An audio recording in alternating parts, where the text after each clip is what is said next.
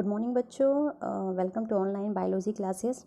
तो last lecture में हमने जनन की परिभाषा और उसके प्रकार के बारे में जाना।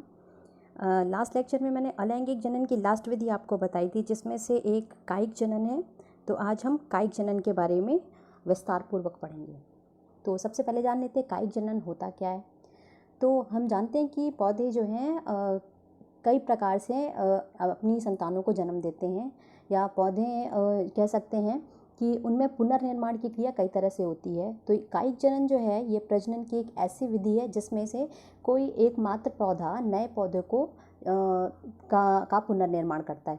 इस क्रिया में नया पौधा मात्र पौधे के किसी भी कायिक अंग से बनता है। कायिक अंग से हमारा मतलब है जड़, तना, पत्ती इत्यादि। तो इस प्रकार इनमें जो भी लक्षण होंगे वो बिल्कुल मातृ पौधे के समान होंगे। तो हम ये कह सकते हैं कि यह एक तरह से इसका क्लोन ही हुआ। कायिक जनन को हम कायिक प्रवर्धन या वेजिटेटिव प्रोपगेशन के नाम से भी जानते हैं। तो इसकी परिभाषा इस प्रकार से होगी: मातृ पौधे के कायिक अंगों द्वारा नए पादपों का बनना कायिक जनन या कायिक प्रवर्धन कहलाता है। अब ये भी दो प्रकार से हो सकता है। पहला आपका हो गया प्राकृतिक और दूसरा है कृत्रिम।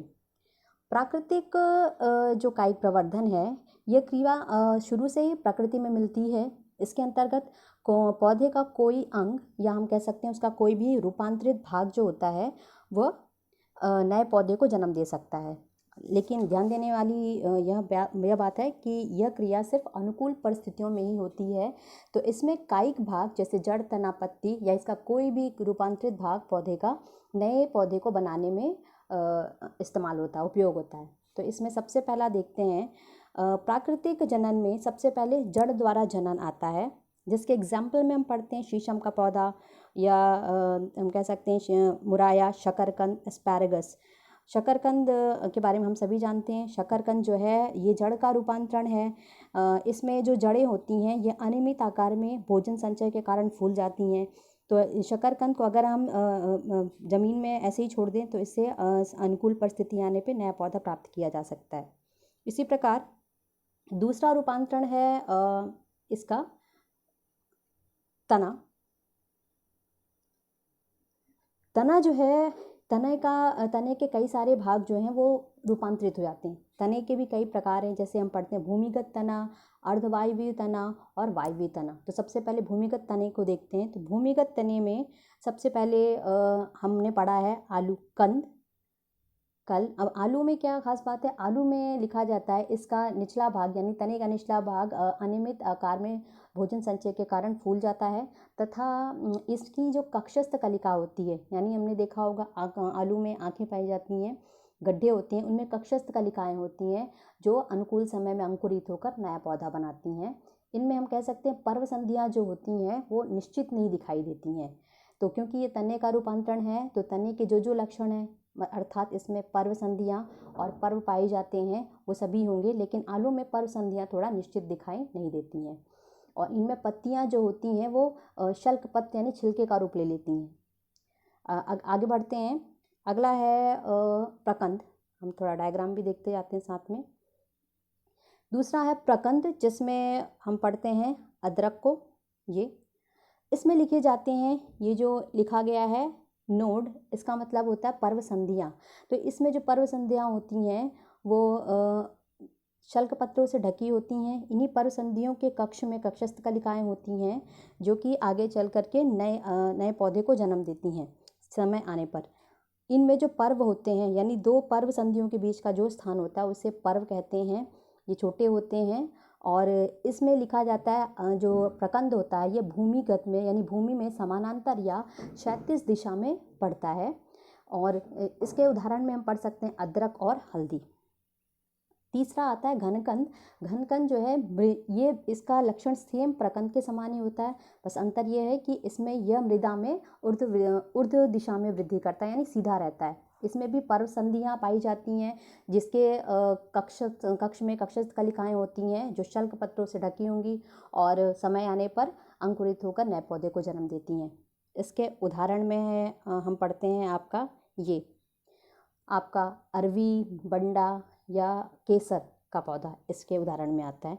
नेक्स्ट आपका लास्ट में है शल्ककंद यानी बल्ब, बल्ब जिसे हम कहते हैं ये।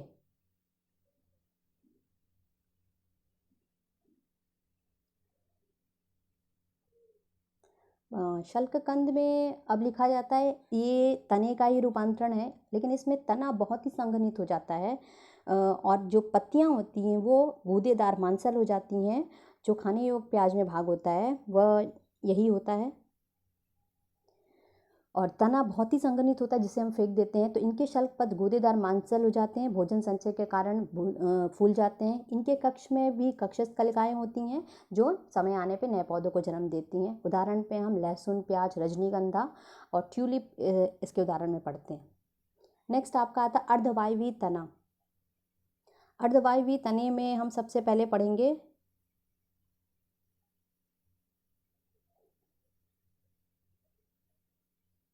इधर दिखाते हैं जी, धूप घास का नाम आपने सुना होगा। अर्धवायवीय तना ऐसा तना होगा जो सीधा खड़ा नहीं हो सकता, तो वो भूमि पर समानांतर क्षैतिज दिशा में वृद्धि करता है और इनकी प्रत्येक पर्व संधि से जड़ें निकलती हैं नीचे की ओर और ऊपर की ओर प्ररोह तंत्र यानी शाखाएं निकलती हैं। अब इसमें से पहला उदाहरण आपका आता है ऊपरी भूस्तारी, जिसे हम रनर कहते हैं। ये उदाहरण यहाँ पे बना हुआ है। रनर के उदाहरण में हम दूब घास को पढ़ते हैं। ये ज़मीन पर विसर्पी यानी कि रेंगता हुआ आगे की ओर बढ़ता है। जगह जगह पे परसंधियों से नीचे की ओर यहाँ पे जड़ें निकली हैं और ऊपर की ओर यहाँ पे प्ररोह तंत्र यानी तरी निकल आती हैं, यानी पत्तियाँ आ जाती हैं।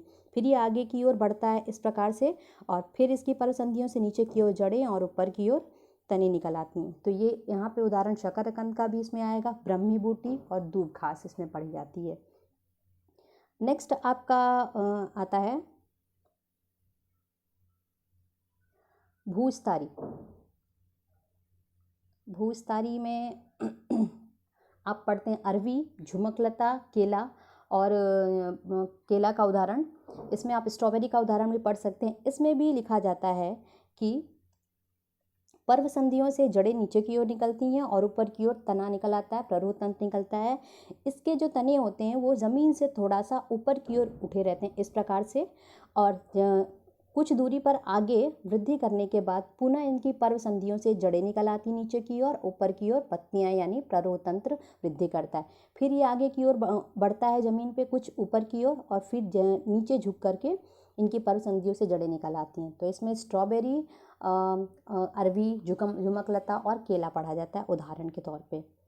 तीसरा आपका लिखा जाता है अंतःभूस्तारी। बहुत ही अच्छा उदाहरण है इसमें पुदीने का, गुलदाउदी, पुदीना, मिंट आदि।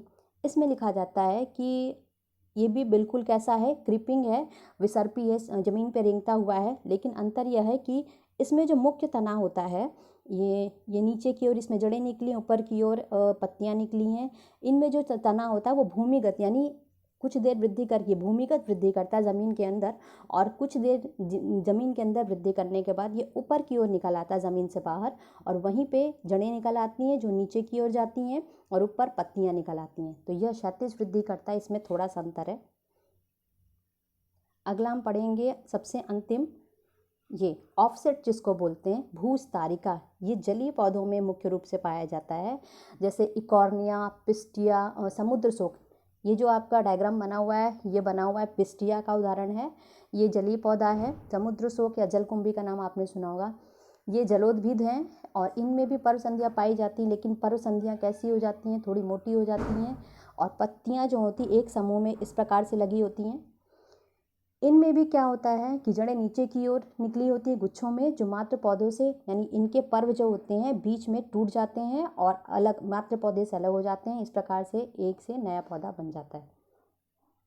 अंत में अगला है आपका जड़ों के द्वारा। तो जड़ों के द्वारा आपका उदाहरण में आता है कि जड़ों के द्वारा कैसे प्रजनन होता है, कायिक प्रजनन। तो ये उदाहरण आपका आता है डहेलिया ये और शकरकंद का।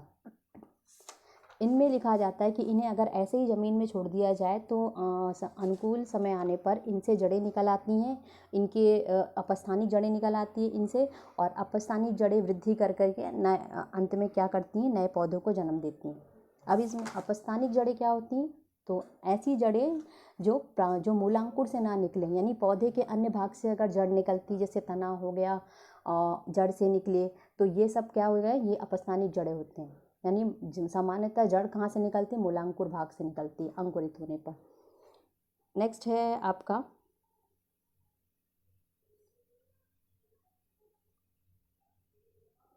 ब्रायोफिलम। पत्ती, यानी अगर पत्ती से नया पौधा उत्पन्न हो जाए, इसमें बहुत अच्छा उदाहरण है ब्रायोफिलम का और बिगोनिया का। ये ऐसे प्लांट हैं जिनकी पत्तियों से जड़ें निकल आती हैं और ये इनके किनारे जो होते हैं अंकुरित होकर नए पौधों को जन्म देते हैं। तो इसमें उदाहरण आपका है ब्रायोफिलम, बिगोनिया। ये इंपॉर्टेंट है कि पत्तियों द्वारा कायिक प्रवर्धन किन में पाया जाता है। अगला है प्रकलिकाएं, यानी बल्बिल। तो इसमें लिखा जाता है कि कुछ ऐसे प्रकलिकाएं होती हैं जो कायिक प्रवर्धन करके नया पौधा बनाती हैं। जैसे लिखा जाता है अगेव का पौधा हो गया, डायोस्कोरिया बल्बीफेरा का पौधा हो गया। इनमें पत्तियां इकट्ठी हो जाती हैं, यानी जो कलिकाएं होती हैं वो इकट्ठी हो जाती हैं और बाद में क्या करती हैं, भोजन संचय करने के कारण मुख्य पौधे से ये अलग हो जाती हैं, गिर जाती हैं, और जहाँ गिरती हैं वहाँ अंकुरित होकर नया पौधा बनाती हैं। अगला टॉपिक है आपका कृत्रिम कायिक प्रवर्धन। कृत्रिम कायिक प्रवर्धन में आपकी कई विधियाँ आती हैं, जैसे कि यहाँ पे लिखा आपका बना रखा है डायग्राम में, आप देख सकते हैं। एक है गूटी बनाना, एक है दाब लगाना, इधर है दाब लगाना। यानी दाब लगाने में क्या किया जाता है कि मुख्य पौधे की जो शाखाएं जमीन को छुई रहती हैं, यानी फल ऐसे वृक्ष या ऐसे पौधे जो क्या फलदार होते हैं या सजावटी पौधे ज़्यादातर, इनके तनों को नीचे मिट्टी में दबा दिया जाता है और कुछ समय बाद इनमें नीचे से जड़ें निकल आती हैं, तो इन्हें मात्र पौधे से काट दिया जाता है। तो इस तरह से नए पौधे इनसे विकसित किए जाते हैं। उदाहरण के तौर पे रसभरी, स्ट्रॉबेरी, अंगूर जैसे जो पौधे हैं वह ऐसे विकसित किए जाते हैं। अगला है आपका कलम लगाना। कलम तो जानते हैं, ज़्यादातर बोगनविलिया, गुलाब, गुड़हल, अंगूर आदि में टहनियाँ, यानी इनके पौधे की छोटी छोटी टहनियों को इस प्रकार से काटा जाता है कि प्रत्येक टहनी कक्षस्थ कलिका से युक्त हो, और यही जो टहनी है ये कलम के तौर पे काम करती है, और इसे मृदा में आधा गाड़ दिया जाता है। कुछ दिन पश्चात इनमें नया पौधा इनसे प्राप्त किया जा सकता है। अगला है गूटी। गूटी में क्या किया जाता है कि ऐसे पौधे जिनकी शाखाएं सख्त होती हैं, वो नीचे झुक नहीं सकती हैं, तो उनमें लिखा जाता है कि उनके बीच में शाखा में बीच में कट लगा दिया जाता है और उसे छील दिया जाता है। इस पर गीली मिट्टी का लेप लगा देते हैं और ऊपर की शाखा में एक मटके से बूंद बूंद के रूप में जो पानी है वो इस शाखा पे टपकता है। कुछ दिन बाद इसी कटे हुए भाग से जड़ें निकल आती हैं। तत्पश्चात इसे मुख्य पौधे से काट करके ज़मीन में रोपित कर दिया जाता है। तो ये हो गया गूटी बनाना।